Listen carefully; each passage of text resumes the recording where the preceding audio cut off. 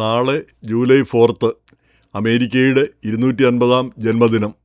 ഈ മഹനീയ അവസരത്തിൽ ഈ രാജ്യത്തുണ്ടാകാൻ കഴിഞ്ഞതിലും ഈ രാജ്യത്തിൻ്റെ ഭാഗമാകാൻ കഴിഞ്ഞതിലും നാമൊക്കെ എത്രയധികം നന്ദി പറയേണ്ടതുണ്ട്. വാസ്തവം പറഞ്ഞാൽ ഇവിടെ വരാൻ കഴിഞ്ഞതിൽ, ഈ രാജ്യത്തിൻ്റെ ഭാഗമാകാൻ കഴിഞ്ഞതിൽ, ഈ രാജ്യത്ത് പൗരത്വവും അതുപോലുള്ള ആനുകൂല്യങ്ങളും നേടാൻ കഴിഞ്ഞതിൽ അതൊക്കെ ഏറ്റവും വലിയ സൗഭാഗ്യമായിട്ട് കരുതേണ്ടതാണ്. നമുക്ക് കിട്ടിയ ഏറ്റവും വലിയ നന്മയായിട്ട് ആരൊക്കെയോ ചെയ്ത പുണ്യത്തിൻ്റെ ഒരു ഫലം ആയിട്ടായിരിക്കാം നമ്മൾ ഈ രാജ്യത്ത് വന്നെത്തിയത് എന്ന് തോന്നുന്നു. എങ്ങനെയും ആദ്യകാലത്ത് നമ്മുടെ ലക്ഷ്യങ്ങൾ അത്രയൊന്നുമില്ലായിരുന്നു. ഇവിടുത്തെ സാമ്പത്തിക സ്ഥിതി, കുറച്ച് കാശുണ്ടാക്കാം, ഡോളറിനോടുള്ള സ്നേഹമാണ് നമ്മളെല്ലാം ഇവിടെ കൊണ്ടുവന്ന് അടിച്ചത്. പിന്നീട് ഈ രാജ്യത്ത് നമ്മുടെ ഈ രാജ്യത്തിൻ്റെ അങ്ങ് ഭാഗമായി മാറുകയാണ് ചെയ്തത്. മുമ്പ് ഞാനൊരു വീഡിയോയിൽ ചെയ്ത പോലെ വന്ന് ആദ്യത്തെ 1 വർഷമോ 2 വർഷത്തിനിടയിൽ നമുക്ക് തിരിച്ചു പോകാൻ റിട്ടേൺ ടിക്കറ്റിന് കാശുണ്ടെങ്കിൽ അന്നേരം തിരിച്ചു പോകാനായിട്ട് ആഗ്രഹിക്കുന്നൊരു കാലം നമുക്ക് മിക്കവർക്കും ഉണ്ടായിരുന്നു. ഇവിടെ തന്നെ കഴിയണമെന്നുള്ള ഒരു ശാഠ്യത്തോടുകൂടിയല്ല നമ്മൾ വന്നത്.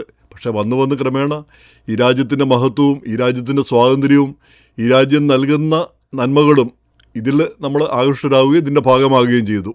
എന്ന് കരുതി നമ്മളിപ്പോഴും ഇവിടെ ഇഴുകിച്ചേർന്നു എന്ന് പറയാനാവില്ല. നമ്മളിപ്പോഴും ആ ഒരു മോരും മുതിരയും പോലെ വ്യത്യസ്തരായി കഴിയുന്നുണ്ട്, ഇല്ല എന്ന് പറയാനാവില്ല. നമ്മുടെ മനസ്സും ശരീരവും ഇവിടെയാണെങ്കിലും പിന്നെ നമ്മുടെ ഹൃദയം ഇപ്പോഴും ഇന്ത്യയിൽ, കേരളത്തിലൊക്കെ ആയിരിക്കും. കോട്ടയത്തോ നമ്മളിവിടെ ന്യൂയോർക്കിലൂടെ നടക്കുമ്പോൾ, 5th അവന്യൂവിലൂടെ നടക്കുമ്പോഴും കോട്ടയത്ത് KK റോഡിൽ കൂടെ നടക്കുന്ന അതായിരിക്കും ഓർമ്മയിൽ മനസ്സിൽ കിടക്കുക.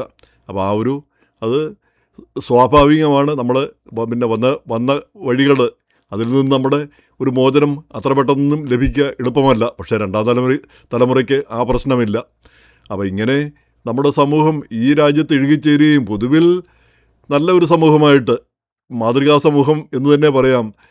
ഒരു മോഡൽ മൈനോറിറ്റി. നമ്മുടെ ഇവിടെ വലിയ കുറ്റകൃത്യങ്ങൾ ചെയ്യുന്നില്ല.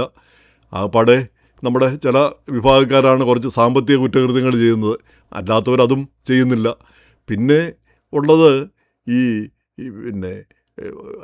ആർക്കും ആക്ഷേപമോ അലോസരമോ ഉണ്ടാകാത്ത രീതിയിൽ നമ്മൾ പെരുമാറുകയും അതുപോലെ തന്നെ ഉയർന്ന ശമ്പളവും ഉയർന്ന വരുമാനവും നേടുകയും കാര്യങ്ങൾ മെച്ചപ്പെട്ട രീതിയിൽ പോവുകയും ചെയ്യുക. അപ്പം നമ്മുടെ ചുറ്റുമുള്ള സാക്ഷാൽ അമേരിക്കക്കാർക്ക് തന്നെ അസൂയ വരുന്നു. എങ്ങനെയാണ് ഇവർ ഈ കാശുണ്ടാക്കുന്നത്? ഇവർക്ക് എങ്ങനെയാണ് ഇത്രയും നല്ല കാറ് വന്നത്? ഇത്രയും വലിയ വീട് എങ്ങനെ അവർ വാങ്ങി? ഒന്നുമില്ല. ഇന്ത്യയിൽ നിന്ന് വരുമ്പോൾ തന്നെ നമ്മൾ ഉയർന്ന വിദ്യാഭ്യാസത്തോടുകൂടിയും അല്ലെങ്കിൽ ഉയർന്ന ഒരു ബാക്ക്ഗ്രൗണ്ടോടുകൂടിയാണ് ഇവിടെ വരുന്നത്. നമ്മുടെ പിള്ളേരാണെങ്കിലും ഇവിടെ നമ്മൾ അവരെ പഠിപ്പിക്കുന്നു, അവർ ഉയർന്ന തരത്തിലേക്ക് പോകുന്നു. ഒരു കാരണവശാലും ഈ പഠനം 10ാം ക്ലാസ്സിലോ ഒക്കെ ഉപേക്ഷിച്ചിട്ട് ഡ്രോപ്പ് ഔട്ട് എന്നുള്ളൊരു കാര്യം നമ്മൾ ചിന്തിക്കുന്നില്ല. അപ്പോൾ അങ്ങനെ വരുമ്പോഴാണ് നമുക്ക് വികസനം വരുന്നത്, ഉയർച്ച വരുന്നത്. എന്നല്ല, ചില ആളുകൾ വലിയ രീതിയിൽ ഉയർന്നു പോകുന്നു. എല്ലാവർക്കും അത് കഴിഞ്ഞു എന്ന് വരില്ല. പക്ഷേ കഴിയുന്നവർ ഇടത്തരം രീതിയിലാണെങ്കിലും നമ്മുടേതായ രീതിയിൽ നല്ല രീതിയിൽ ജീവിക്കുന്നു. അങ്ങനെ വരുമ്പോഴത്തേക്ക് നമ്മുടെ എല്ലാ സമൂഹത്തിൽ ഉയർന്ന ശമ്പളവും ഉയർന്ന നിരക്കുകളും ഉയർന്ന ജീവിത നിലവാരവും ഒക്കെ ഉണ്ടാകുന്നു.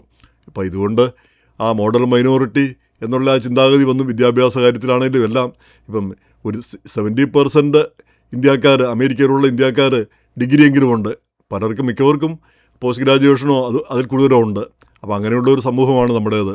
അപ്പോൾ നാച്ചുറലി ഇങ്ങനെ ഒരു സമൂഹത്തിന് നേരെ അസൂയക്കാരും എതിരാളികളും ഉണ്ടാകുന്നതിൽ അതിശയിക്കാനൊന്നുമില്ല. അവർ കുറ്റങ്ങൾ കണ്ടെത്താനായിട്ട് ശ്രമിക്കും. അതിന് കുറ്റങ്ങൾ കണ്ടെത്താവുന്ന കാര്യങ്ങളൊക്കെ നമ്മൾ ചെയ്തു വെക്കുകയും ചെയ്യും, ഇല്ല എന്ന് പറയുന്നില്ല. ഇപ്പോൾ H1 വിസ വന്നതുകൊണ്ടാണ് ഇവിടെ ധാരാളം ആളുകൾ ഇവിടെ വന്നത്. പക്ഷേ അതുകൊണ്ടാണ് ധാരാളം പുതിയ കമ്പനികളും ധാരാളം പുതിയ ആശയങ്ങളും സജീവമാകുന്നതും പുതിയ സ്റ്റാർട്ടപ്പുകളൊക്കെ ഉണ്ടാവുകയും ചെയ്യുന്നത്. ഈ ആളുകളില്ലെങ്കിൽ ഇതൊന്നും ഉണ്ടാവാൻ പോകുന്നില്ല. അതെല്ലാം കെട്ടടങ്ങുന്ന അവസ്ഥ വരും. അപ്പോൾ അങ്ങനെ ഈ രാജ്യത്തിൻ്റെ മികവിനും നമ്മുടേതായൊരു പങ്ക് നമ്മൾ വഹിക്കുന്നുണ്ട്. ഇപ്പോൾ അസൂയക്കാരും വംശീയവാദികളും വർഗീയവാദികളും ഒക്കെ നമുക്കെതിരെ ഇപ്പം തിരിഞ്ഞിട്ടുണ്ട്. നമ്മളിവിടെ വന്ന് എന്തോ തട്ടിയെടുക്കുന്നു. അതുപോലെ തന്നെ പ്രത്യേകിച്ച് H1 വിസ അങ്ങനെയൊക്കെ വരുന്നവർ ഇവിടെയുള്ളവരുടെ ജോലികളും കാര്യങ്ങളും എല്ലാം അപഹരിക്കുകയാണ് ചെയ്യുന്നത്. ഇങ്ങനെയുള്ള തെറ്റായ ധാരണകൾ അതൊന്നും ശരിയല്ല. അതിനൊരു പരിധിയോ അല്ലെങ്കിൽ നിയന്ത്രണമോ വരുന്നതിൽ നമുക്കാർക്കും എതിർപ്പുമില്ല. ഈ ഇല്ലീഗലായിട്ട് ആളുകൾ വരുന്നത്, ഒരു പരിധിക്കപ്പുറം വരുന്നതിനോട് നമുക്കും യോജിപ്പില്ല. എന്നല്ല, ലീഗലായിട്ട് തന്നെ ആളുകൾ വരണം.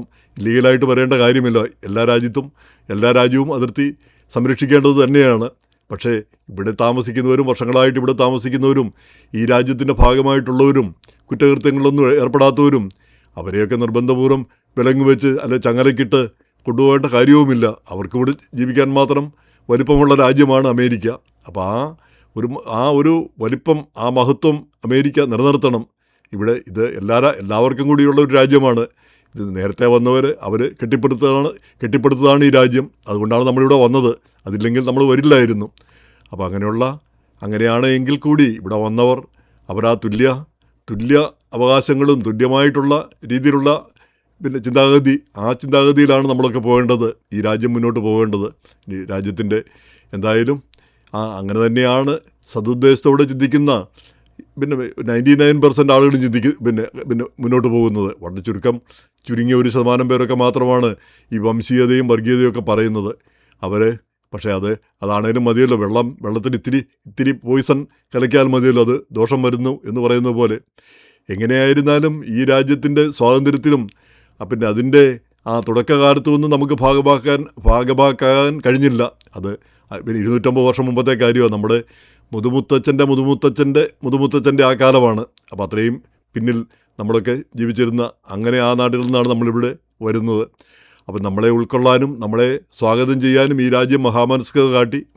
അപ്പോൾ അതിന് ഈ രാജ്യത്തോട് നമുക്ക് നന്ദിയുള്ളവരായിരിക്കാം. അതുപോലെ തന്നെ ഈ രാജ്യത്തിൻ്റെ ഉയർച്ചയ്ക്കും വളർച്ചയ്ക്കും നന്മയ്ക്കും വേണ്ടി നമ്മുടെ പൂർണ്ണ മനസ്സോടെ നമ്മൾ മുന്നിട്ടിറങ്ങുമെന്നുള്ളത് നമ്മൾ ഒരിക്കൽ കൂടി ഒരു പ്രതിജ്ഞ എടുക്കാം. നമ്മൾ ഈ രാജ്യത്തിൻ്റെ ഭാഗമായിട്ട് ഉറപ്പായിട്ട് ഇവിടെ നിൽക്കും. നമുക്കങ്ങനെ ഒരു വിധേയത്വം മറ്റൊരു വിധേയത്വമില്ല. ഇതാണ് നമ്മുടെയും രാജ്യം.